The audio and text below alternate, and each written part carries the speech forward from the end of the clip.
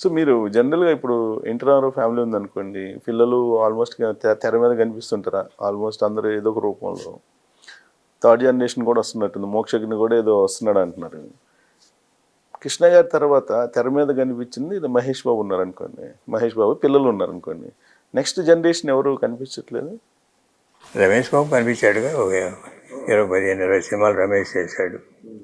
తర్వాత మహేష్ మందులో కూడా 2-3 సినిమాలు ఏదో యాక్ట్ చేసింది. వీళ్ళు కూడా పిల్లలు చిన్నప్పుడు చేశారు. పద్మ కానీ తర్వాత అంటే మ్యారీడ్ లైఫ్ అయిపోయింది. వాళ్ళ చిల్డ్రన్ మళ్ళీ యాక్ట్ చేస్తున్నారు. పెద్దమ్మాయి పద్మ కొడుకు అశోక్, ఇప్పుడు ఓకే. జయదేవ్ అబ్బాయి. మంజుల విషయంలో ఎందుకని కొంచెం 2-3 సినిమాలు తీసిన తర్వాత రీబ్యాక్ అయ్యారు? ఈ తర్వాత సినిమాలు తీసుకుంటుంది, ఇంట్రెస్ట్ పోయింది. తనకే ఇంట్రెస్ట్ లేదా? అంతేనా? జనరల్గా సినిమా ఫీల్డ్లో నుంచి ఫ్యామిలీ నుంచి వచ్చిన ఆడపిల్లల్ని పెద్దగా యాక్సెప్ట్ చేయరు అనేది ఒకటి ఉంది కదా. ముందుండేది, ఇప్పుడు ఎక్కడ ఉంది అది? బిగినింగ్లో ఉండేది తప్ప ఇప్పుడు లేదు.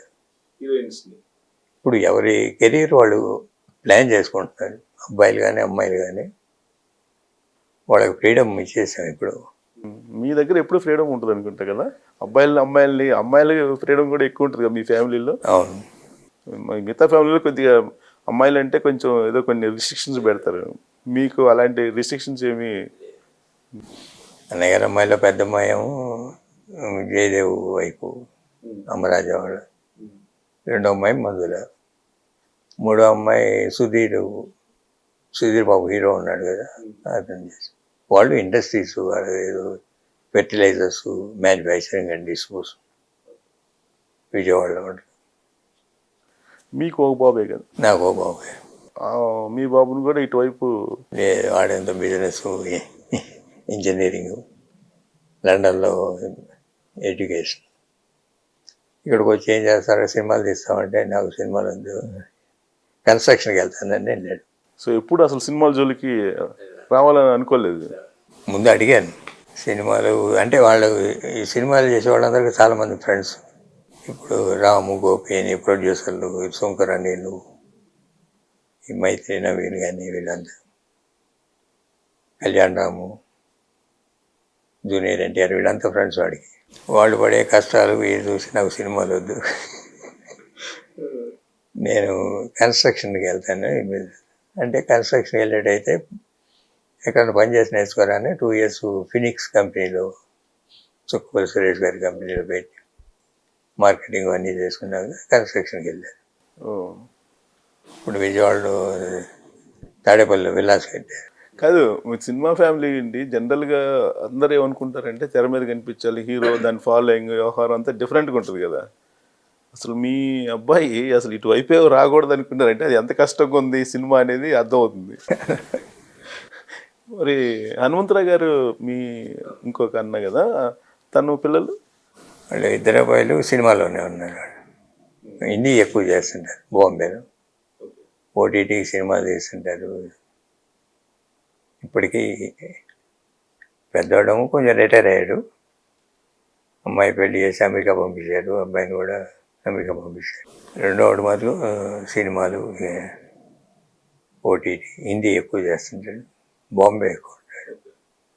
సో టెక్నికల్ సైడ్ ఉంటాడా?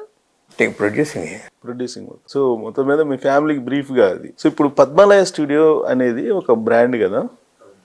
ఈ పద్మాలయ స్టూడియో విషయానికి సంబంధించి నేను పేపర్లో పనిచేసేటప్పుడు ఆల్మోస్ట్ అంటే 98 ఆ ప్రాంతాన కొంచెం క్రైసిస్లో ఉంది, చాలా ఇబ్బందుల్లో ఉన్నారు అనేది వినిపించింది అప్పుడు. ఏంటి సార్ అది? ఏమీ లేదు, చాలా స్టేబుల్గా ఉంది. చాలామంది కన్నా వెళ్ళ. ఇప్పుడు కాదు, అప్పట్లోనే ఎప్పుడు కూడా లేవు, ఎగుడుదుగులు లేవు అసలు పద్మాలయం. నేను సినిమాలు తీయడం మానేసా. అంటే సినిమా తీయడం ఎందుకు మానేసా అంటే సినిమా తీసే ట్రెండ్ మారింది. ప్రొడ్యూసర్ల చేతిలోకి సినిమా నిర్మాణం లేకుండా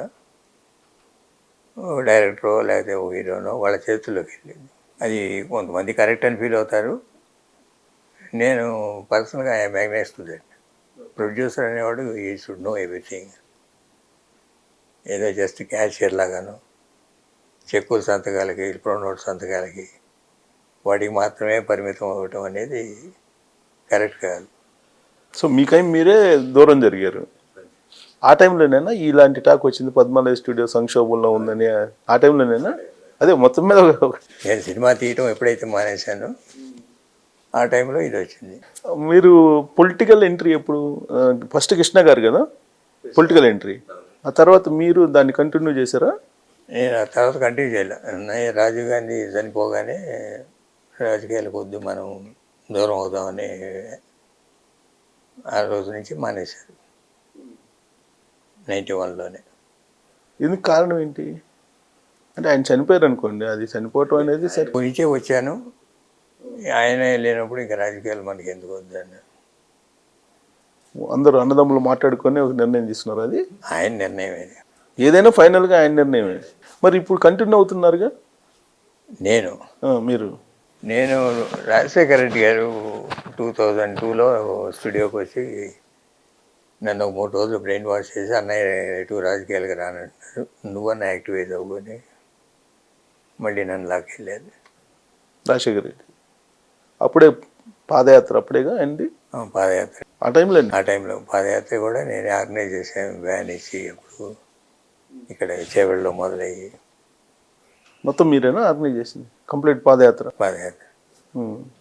ఆర్గనైజ్ చేయటం అంటే ఎమ్మటి నడవలేదు, ఎట్లా నడవాలి, ఏం చేయాలి, వ్యాన్ లేకుండా ఉండాలి, పడుకోవటం, క్యాంప్ ఏంటి, నెక్స్ట్ క్యాంప్ ఏంటి, లేదా లంచ్ ఏంటి, డిన్నర్ ఏంటి, ఎట్లా ఇంటరాక్ట్ అవ్వాలి, మొత్తం అసలు రూట్ మ్యాప్ మొత్తం ఇక్కడ మీరే క్లియర్ చేశారు. ఆయన నడవటం వరకే ఆయన, అంతే కదా?